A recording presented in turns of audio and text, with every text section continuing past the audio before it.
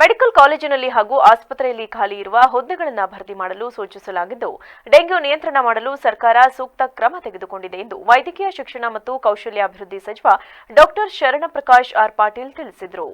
ನಗರದ ಹಿಮ್ಸ್ ಸಭಾಂಗಣದಲ್ಲಿ ಶನಿವಾರ ಹಾಸನ ವೈದ್ಯಕೀಯ ವಿಜ್ಞಾನ ಸಂಸ್ಥೆ ಪ್ರಗತಿ ಪರಿಶೀಲನೆ ಸಭೆ ನಡೆಸಿದ ನಂತರ ಸುದ್ದಿಗಾರರೊಂದಿಗೆ ಮಾತನಾಡಿದ ಅವರು, ಕಳೆದ 4 ದಿನಗಳಿಂದ ಮಂಡ್ಯ, ಕೊಡಗು, ಚಿಕ್ಕಮಗಳೂರು, ಹಾಸನ ವೈದ್ಯಕೀಯ ವಿಜ್ಞಾನದ ಸಂಸ್ಥೆಗೆ ಭೇಟಿ ನೀಡಿ ಡೆಂಗ್ಯೂ ನಿಯಂತ್ರಣದ ಸಭೆ ನಡೆಸಿ ಸಲಹೆ ಸೂಚನೆಗಳನ್ನು ನೀಡಲಾಗಿದೆ. ಜ್ವರದ ಪ್ರಕರಣದಲ್ಲಿ ಖಾಸಗಿ ಆಸ್ಪತ್ರೆಯವರು ಸರ್ಕಾರಕ್ಕೆ ಮಾಹಿತಿ ನೀಡುವಂತೆ ಸೂಚಿಸಲಾಗಿದ್ದು, ಡೆಂಗ್ಯೂ ನಿಯಂತ್ರಣ ಮಾಡಲು ಸರ್ಕಾರ ಕ್ರಮ ತೆಗೆದುಕೊಳ್ಳಲಾಗಿದೆ. ಅಲ್ಲದೆ ವೈದ್ಯಕೀಯ ವಿಜ್ಞಾನ ಸಂಸ್ಥೆಯ ಪರಿಶೀಲನೆ ಸಭೆ ನಡೆಸಿ ಕುಂದುಕೊರತೆ ಸಮಸ್ಯೆಗಳ ಪರಿಹರಿಸುವ ಕೆಲಸ ಮಾಡಲಾಗಿದೆ. ತಾಯಿ ಮಕ್ಕಳ ಆಸ್ಪತ್ರೆಗೆ ಉಪಕರಣಗಳ ಕೊರತೆ ಬಗ್ಗೆ ಮಾಹಿತಿ ಬಂದಿದ್ದು, ಅದನ್ನು ಬಗೆಹರಿಸಲಾಗಿದೆ. ಸೂಪರ್ ಸ್ಪೆಷಾಲಿಟಿ ಆಸ್ಪತ್ರೆ ಕಟ್ಟಡ ಸಂಪೂರ್ಣವಾಗಲು ಇನ್ನೂ 55 ಕೋಟಿ ಹಣದ ಅವಶ್ಯಕತೆ ಇದ್ದು, ಇದರ ಬಗ್ಗೆ ಹಣಕಾಸು ಇಲಾಖೆಗೆ ಪತ್ರ ಬರೆಯಲಾಗುವುದು. ಹಿಂದೆ ಇದ್ದವರು ಪೂರ್ಣವಾಗಿ ಕ್ರಿಯಾ ಯೋಜನೆ ಮಾಡಿಲ್ಲ. ಇದರಿಂದಲೇ ಸೂಪರ್ ಸ್ಪೆಷಾಲಿಟಿ ಆಸ್ಪತ್ರೆ ಉದ್ಘಾಟನೆ ಮಾಡಲು ಸಮಸ್ಯೆ ಆಗಿರುವುದಾಗಿ ತಿಳಿಸಿದ ಅವರು, ಹಾಸನದ ಹಿಮ್ಸ್ ಆಸ್ಪತ್ರೆಯ ಡೀನ್ ಬದಲಾವಣೆ ವಿಚಾರ ಪ್ರಭಾರ ಮಾತ್ರ ನೀಡಿದ್ದೇವೆ. ಮುಂದೆ ಪೂರ್ಣ ಪ್ರಮಾಣದ ಡೀನ್ ನೇಮಕಾತಿ ಮಾಡುವುದಾಗಿ ವಿಶ್ವಾಸ ವ್ಯಕ್ತಪಡಿಸಿದರು. ಈ ವೇಳೆ ಜಿಲ್ಲಾ ಸರ್ಕಾರಿ ಆಸ್ಪತ್ರೆಗೆ ಭೇಟಿ ನೀಡಿ ಡೆಂಗ್ಯೂ ರೋಗಿಗಳನ್ನು ವಿಚಾರಿಸಿದರು.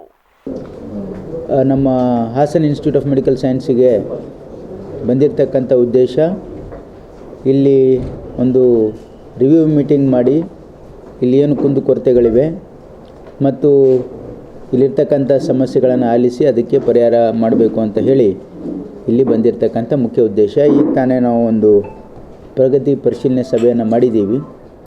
ಈಗಾಗಲೇ 450 bedded mother and child hospital ಜನವರಿಯಲ್ಲಿ ಮಾನ್ಯ ಮುಖ್ಯಮಂತ್ರಿಗಳು ಉದ್ಘಾಟನೆ ಮಾಡಿದ್ದಾರೆ. ಮಾರ್ಚಲ್ಲಿ ಉದ್ಘಾಟನೆ ಮಾಡಿದ್ದಾರೆ. ಈಗ ಅದು ಆಕ್ಯುಪೈ ಕೂಡ ಆಗಿದೆ. ಇನ್ನೂ ಒಂದು ಸ್ವಲ್ಪ ಅಲ್ಲಿ ಉಪಕರಣಗಳು ಬೇಕಾಗಿದೆ ಅಂತ ನಮ್ಮ ಗಮನಕ್ಕೆ ತಂದಿದ್ದಾರೆ. ಅದಕ್ಕೂ ಕೂಡ ಅಪ್ರೂವಲ್ ಕೊಡ್ತೀವಿ ಅಂತ ಮಾತನ್ನು ಹೇಳಿದ್ದೀನಿ ಅವರಿಗೆ.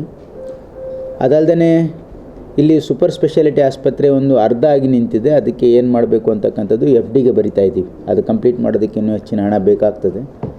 ಅದನ್ನು ಕೂಡ ನಾವು ಫೈನಾನ್ಸ್ ಡಿಪಾರ್ಟ್ಮೆಂಟಿಗೆ ಬರೀಬೇಕು ಅಂತಕ್ಕಂಥ ತೀರ್ಮಾನವನ್ನು ಮಾಡಿದ್ದೀವಿ. ತಾವು ಹೇಳಿ ಏನಾಗಬೇಕು. ಅದು ಕಂಪ್ಲೀಟ್ ಆಗೋಕ್ಕೇನು ಸುಮಾರು 54 ಕೋಟಿ ಬೇಕು.